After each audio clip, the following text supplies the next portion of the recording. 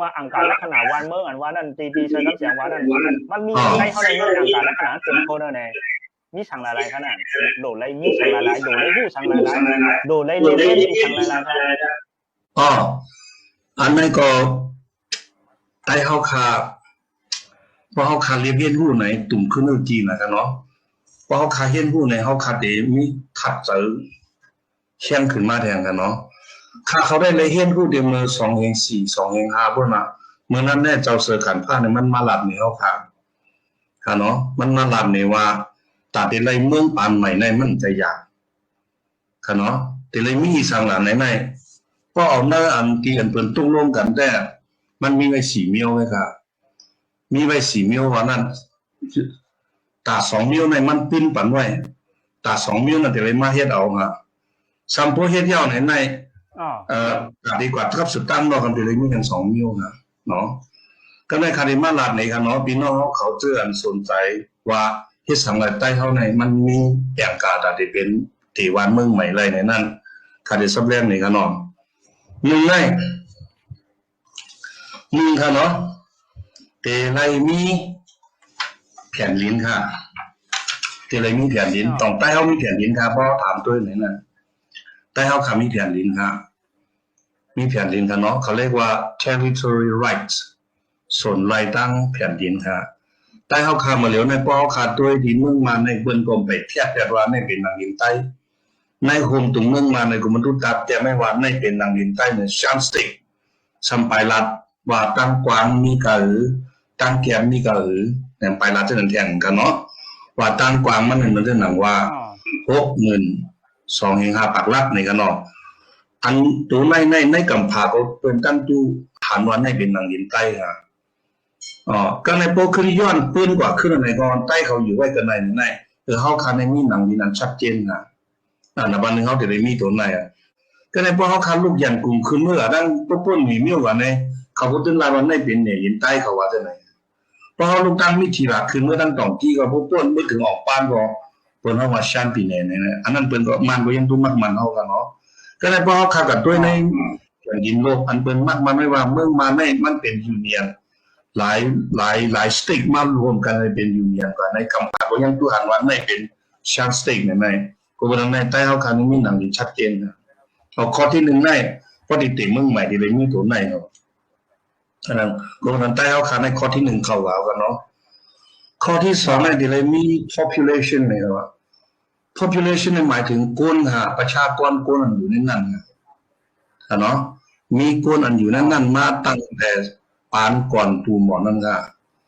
แต่เฮาคันในพ่อคำมาโดยผู้เฮาไหนมันก็ยังยอมรับว่าใต้เขาในมาอยู่กันในที่มือปานปู่ปานหมอนเขาในนั้นอันนี้ก็อันเฮาขายอยู่รวมซ้อนกันตั้งเบิ่งมันก็มักมันเฮาก็ไม่ถ่ายอะไรก็เบิ่นมักมันเฮาก็กัดด้วยเพื่อนอะไรก็เบิ่นว่าเฮามาอยู่กันในนั้นคนใต้เฮาคามีอยู่ในนั้นไหนในที่เลยมีประชากรชัดเจนเลยเนาะเพราะเป็นความไทยใน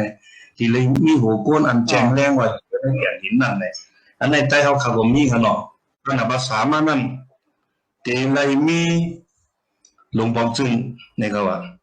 อันกุนเมืองในการใจกุนเมืองในเฮ็ดขึ้นมานี่ก็ไว้ก็หลวงปองจึงว่าในได้ปู่แม่ปู่หมอนหน้ายาเฮามันปั่นมาขนาดเนาะอันนั้นในสังว่ากุนเมืองเฮ็ดขึ้นมาในนั้นอันนั้นพอเฮ็ดขึ้นมาในนั้นที่เลยมีตัวในเขาหลวงปองจึงค่ะเนาะหลวงปองจึงอุปเปิงอันในเมืองนั้นค่ะเนาะในเมืองนั้นซ้ำนำปัดสีมาในก็มาเนาะนับว่าสีมาในที่เลยมีข้ออันอำนาจอธิปไตยในกันเนาะเพราะเป็นมาในอจุวชาอาณาในที่เลยมีก็ว่ามีเสียอันในก็อันในอยู่ที่คนเมืองให้เอาการใจคนเมืองให้เลยตั้งวานเมืองอะไรก็มีก็2อันนั้นปู่แม่ปู่ย่าปู่นายเฮาปู่หมอนนายยาเฮาปั่นมาไว้เอาค่า2อันนั้นนางลินตั้งโหกวนเฮากันเนาะแต่ว่าหลวงพ่อจึงว่าในก็ไม่เขาขาดเลยเฮ็ดคืนค่ะก็ไม่เพราะว่าเขาขาดใครมีเงินเขาขาดเลยเฮ็ดคืนเขานับภาษีมานั้นท่านหนังคือบ่ได้มีอำนาจอธิปไตยหรืออาณาอันปกครองเตรียมกฎหมายอุปเปิงพ้องงำและสำตังลุมตลาดนั้นอันใน2อันในเขาขาดเลยมาเฮ็ดคืนเอาค่ะ เพราะเฮ็ดขึ้นตัวในเจอในพอย้อนต่างวันต่างเมืองไรในก่อนอันในลาดในอาร์ติเกิลอันนึงกันเนาะคาเลยอ่านด้วยกันเนาะสมาธิยังค่ะสมาธิยังในอันเฮาขาดที่ละเอียดในเพราะว่าเฮาขาดตังเงาในนั้นเดี๋ยวเลยมาเฮ็ดแทนในนึงเดี๋ยวเลยหาลองอันเป็นมักมันเฮาในเนาะและconnection นี่มี2เมียวค่ะเมียวนั้นในเฮาหนังกันมักมันกันแล้วก็เมียวที่2ในตองคนดังนอกของในมักมันเฮานี่เดี๋ยวเลยมีเมืองไว้ก็มักมันไรก็ถูกต้องกว่าเขาเนาะมีแค่รัฐเดียวก็ได้นี่ว่าที่สนับสนุนว่าเนี่ยในเป็นประเทศของไทยใหญ่มันเตรียมไว้ในภาษาไทยนึงกันเนาะแต่มีรัฐนึงเรื่องนึงมากั้นแถมว่าก็แล้วเขาเนี่ยให้เปิ้นมักมันเฮากันเนาะเวลาการมักมันมีตั้งนอกตั้งในเขาว่าตั้งในเฮาก็รู้เลยมักมันกันว่าเฮามีเมืองเฮาเต็มเมืองเนาะซ้ำเฮาก็กว่าหาตั้งนอกเป็นมักมันเฮาเป็นแข่งเมืองนึงเนาะเนาะเพราะยาวในก็ในทำดีกับสุดให้กำพาพวกผู้ในห้องจะได้ตั้งคณะทูตก็ให้ทูตนั้นในยุโรปในเป็นมักมันเป็นเผอหนังหรือเป็นที่มักมันเขาขาดอะไรกว่าเดิมเนาะอันการเตวันเตเมืองก็ในมันหลับไว้ที่ไหนครับเนาะก็ในมันหลับไว้ที่ไหนครับหนึ่งเขาขาดอะไรมี4เมียวหนึ่งได้แต่เลยมีหนังลิ้นอันแจงแรง2แต่เลยมีหูก้นอันอยู่นั่นแจงแรง3ก้นอันอยู่นั่นแต่เลยตั้งดงบองถึงขึ้นมาแต่ได้มาอุปเปิงนั่น4มาในแต่เลยมีอำนาจอธิปไตยเป็นของเจ้าเก่าอย่าไปเอาของเบิ่นมาเลยครับเพราะเฮ็ดขึ้นมาเสียแนวในการใจก้นเมืองในย้อนให้ว่าเฮาคันในตั้งเมืองใหม่เพราะว่าตั้งเมืองใหม่ในก็ในเปิ้นมาด้วยว่าเขาในมีเขาย้อนตั้งเมืองใหม่ว่าในปริมาตรด้วยล่ะก็แม่เพราะมาด้วยไหนก็ในเพราะเขาขามีคู่อันสารคัดเฮาไหนนั่นอันที่มาสารคัดเฮาในเมืองใต้เฮาได้ที่เป็นมานกันเนาะ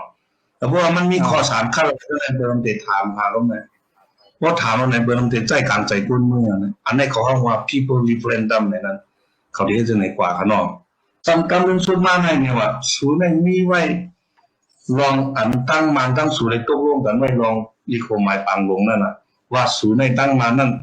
พอติลาต่อกันในศูนย์มีดีตัวในไว้เนี่ยว่าก็เพื่อฉะนั้นได้ศูนย์ในเปลี่ยนไว้ชื่อจัดอันนึงเนี่ยว่าแล้วก็อยู่ที่ก้นเมืองถูกไว้เนี่ยว่าเพราะว่าศูนย์ในเป็นชื่อจัดอันนึงในก้นเมืองสุกมป้องใจสุกมมัดทุกย้อนสุกมพยายามทำคัดใจตั้งวันตั้งเมืองนั่นก็อันนั้นก็อยู่ที่ศูนย์สุกไว้เนี่ยว่าสามารถศูนย์ที่เฮ็ดได้มาแล้วในการและขนาดใต้ศูนย์ในมันเป็นชื่อจัดมันเป็นมั่นใจว่าบ่ใครเป็นเจ้าจานมันเปลี่ยนอะไรครับว่าอันในก็อันต่างนาอันเฮาคากว่าทางที่ UN ลองอันมานมึกหรือใต้เฮาลองอันมานยาส่วนใดส่วนเป็นนั้นมันก็รับกันที่ไหนค่ะก็แล้วที่นั้นพวกเฮาคามาด้วยหมดเลยแม่ใต้เฮาคานั้นเฮาคามีเป็นเจ้าจานแล้วไหนนั่นอันที่ให้เป็นเจ้าจานขึ้นในมันเป็นมานก็ว่าเขาละไหนมันเป็นใต้เฮาขึ้นด้วยก็เนาะอันนั้นก็ลีตกใส่ได้ค่ะเนาะ